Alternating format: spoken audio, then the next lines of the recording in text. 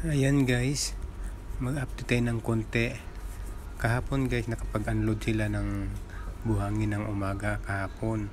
So ngayong hapon naman, nag-unload ulit sila sa hinuhukay nila kagabi. So ngayong hapon nila, ina-unload yung buhangin ngayon.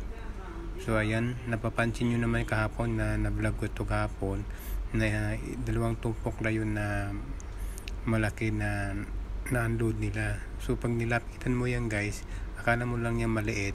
Pag nilapitan mo, sobrang laki na. Tumpok guys, sobrang laki na. Pag nilapitan mo yan, ayan, sobrang dami na ng buhangin. At tapos yung bulldoze, yung bako naman, tuloy-tuloy din ang pagpapatag ng kalsada, ang paglalagay ng malalaking bato. Tapos diyan kasi dinadam yung malaking truck diyan, tapos yung bako naman ang nagpapatag. Ayan, napansin nyo naman yan guys, no? Laki na ng mga tumpok-tumpok na yan. Yung bako na yan ay punong-puno talaga ng buhangin. So laki naman, dami naman talaga, sobra yung buhangin na tatambakan la.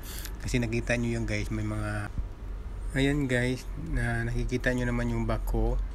Ayan, pinapatag na, may nakandot na sa pababa, papatagin na kasi ng bako na yan para magpantay doon. Kasi baka bukas, baka may unload na naman sila ng buhangin kasi wala na dyan yung barko, nakaalis na, mag-ahukay uli.